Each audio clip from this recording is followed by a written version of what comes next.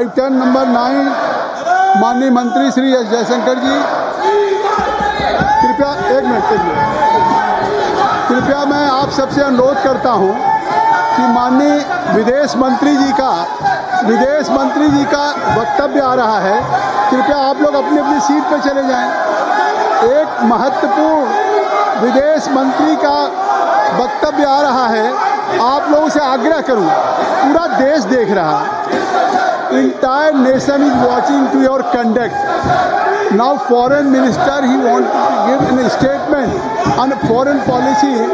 आप कृपया, मैं रिक्वेस्ट करूंगा, आप क्या कर रहे हैं? विदेश मंत्री जी का वक्तव्य आना है। कम से कम आप जो मांग कर रहे हैं शायद उसका उत्तर मिल जाएगा। माननीय मंत्री जी का स्टेटमेंट आ रहा है। मैं आप सबसे आगे, आप अपने लोग समझाइए। KC Venugopal ji, I will request that you must ask to your members they should vacate the well. Then minister का स्टेटमेंट आ रहा है। माननीय विदेश मंत्री जी। Honorable Chairman sir, I rise to apprise this august house of recent developments in West Asia that are a cause of deep concern to all of us. As honorable members are aware, this round of conflict started on 28th February 2026. It has witnessed not only fighting between Israel and the United States on one side and Iran on the other, but also attacks on a number of Gulf states.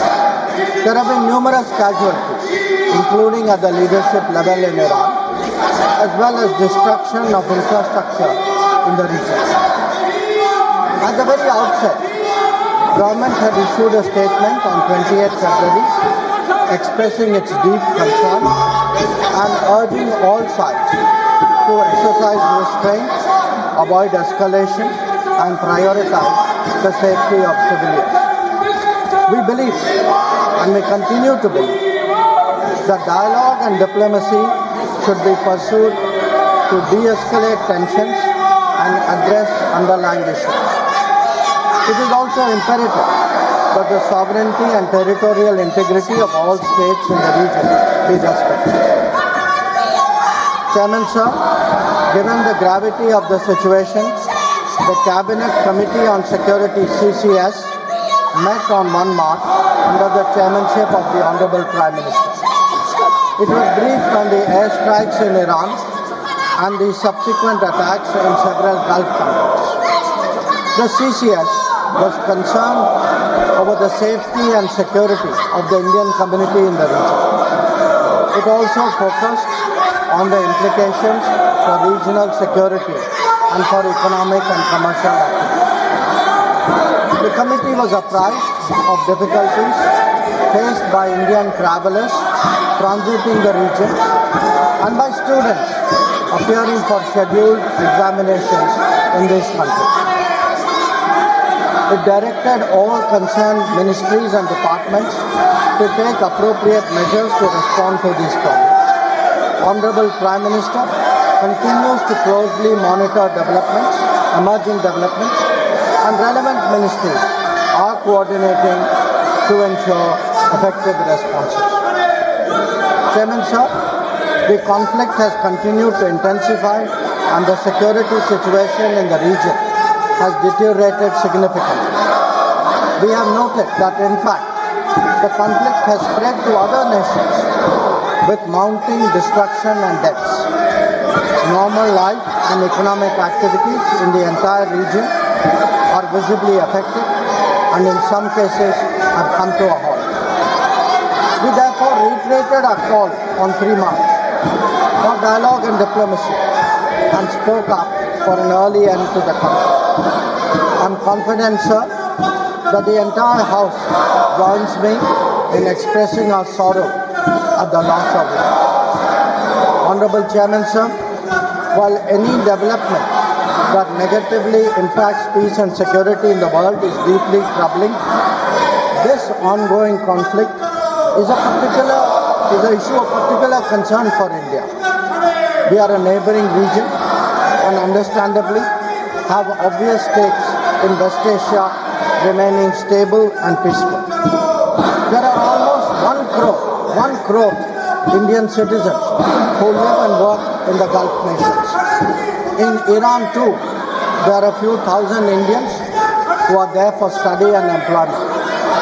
The region is key to our energy security and includes many important suppliers of oil and gas. Chairman sir, the Gulf is also a major trade partner, accounting for US dollars. आप लोगों से आग्रह है कि जो सवाल आप उठा रहे हैं उसी सवाल का जवाब सरकार की तरफ से विदेश मंत्री जी दे रहे हैं। अगर आपकी चिंता है कि भारत के लोग गल्फ में हैं, भारत के लोग ईरान में हैं, मिडिल ईस्ट में हैं, तो क्या कार्रवाई सरकार कर रही? आप क्या परिचय दे रहे हैं? अगर सरकार की तरफ से आपके उस चिंता का स्टेटमेंट आ रहा है, आपके इशूज पे स्टेटमेंट आ रहा है, तो मैं आग्रह करूंगा कि आप लोग सदन को कृपया सुचारू रूप से चलने दें। आप सुनिए, माननीय विदेश मंत्री जी जो आप सवाल को उठाना चाहते हैं उसका जवाब दे रहे हैं, स्टेटमेंट दे रहे हैं। आप सुनना नहीं चाहते, पहले से प्ले कार्ड लेके आए हैं। ये प्ले कार्ड लेके क्यों आए? कई बार अध्यक्ष जी ने कहा प्ले कार्ड लेकर के सदन में नहीं आया जा सकता, फिर भी आप तैयारी के साथ कि सदन को नहीं चलने देना। माननीय विदेश मंत्री। Chairman sir, the Gulf is also a major trade partner, accounting for US dollars 200 billion almost annually of trade. The House is also aware that in the last decade there have been significant investments from the region into the Indian economy. Therefore, the serious supply chain disruptions and climate of instability that we perceive are indeed serious issues. Furthermore, these include attacks on merchant shipping, where Indian nationals often constitute a large proportion of the crews. We have sadly already lost 2 Indian mariners and 1 remains missing in such incidents. I know, sir, that the House joins me in condoling their deaths. Honorable Chairman, sir, Government has been assessing the situation in West Asia continuously since the 12-day war in June 2025. We noted the indications of growing tension and cautioned the Indian community in Iran accordingly. On 5 January, Indian nationals were advised by the Ministry of External Affairs to avoid non-essential travel to Iran.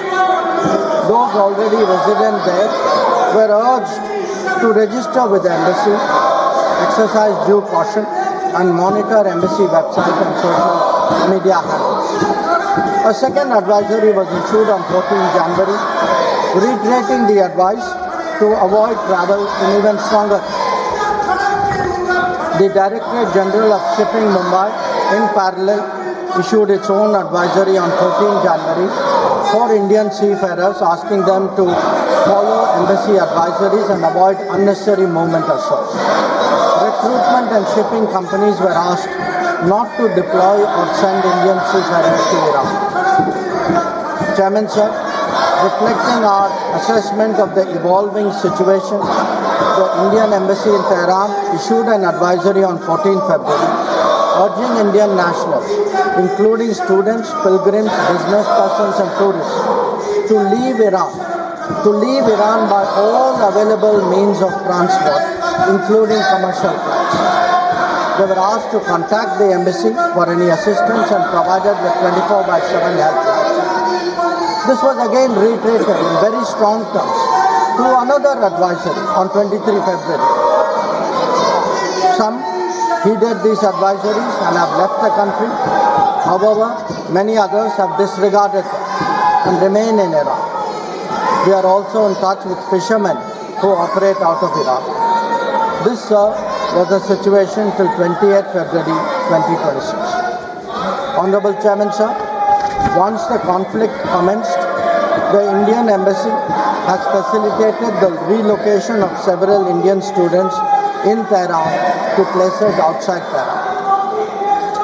An advisory update with emergency contact helplines was issued on 3 March. Similarly, facilitation was extended to pilgrims who were there in Iran for their internal movement.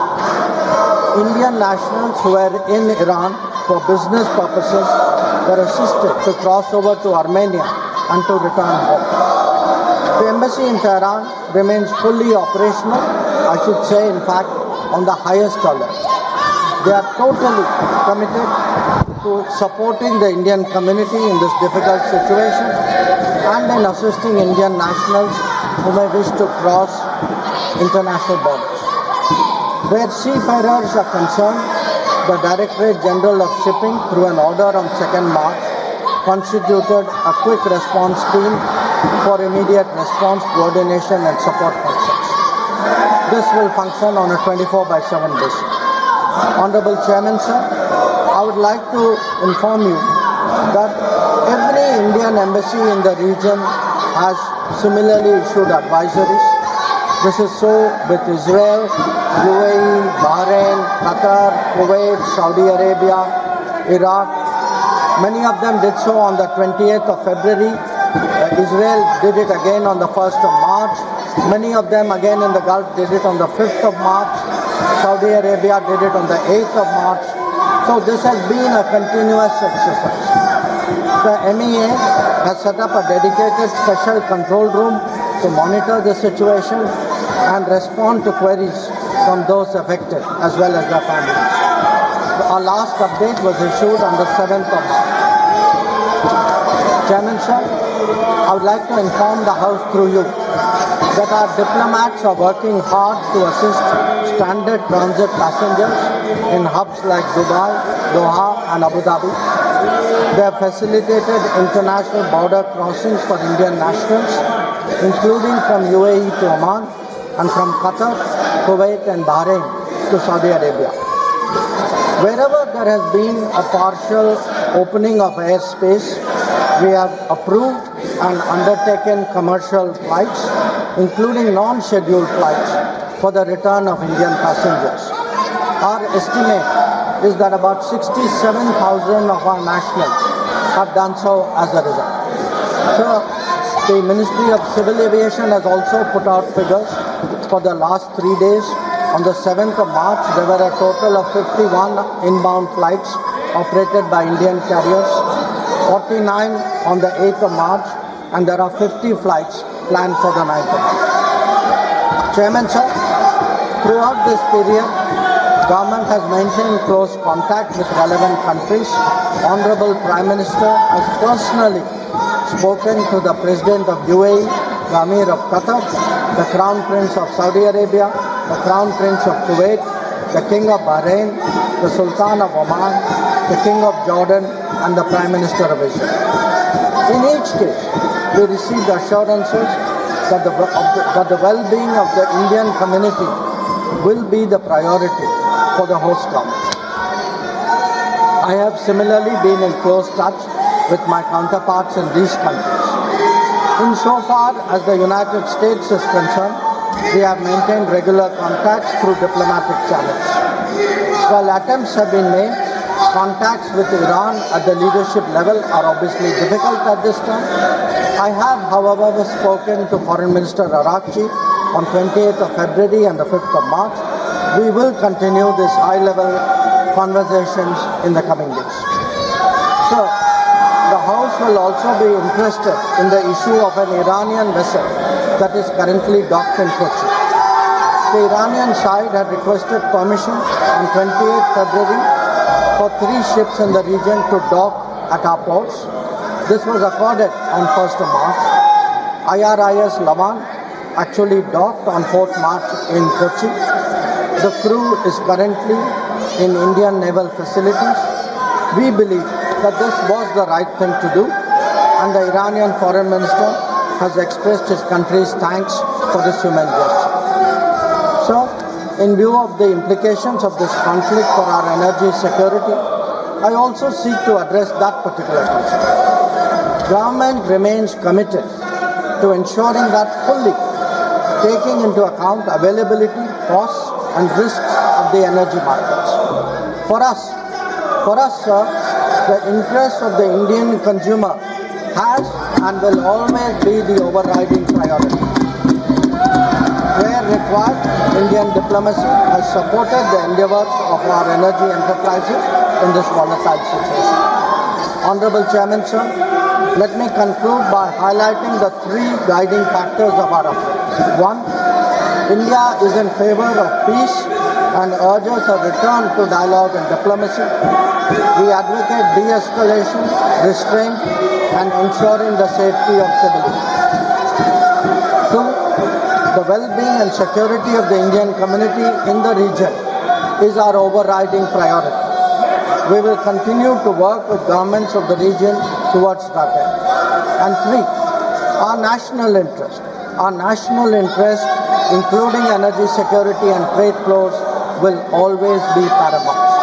I am confident, sir, that the government has the full support of this August House on this matter. I thank you. Thank you very much.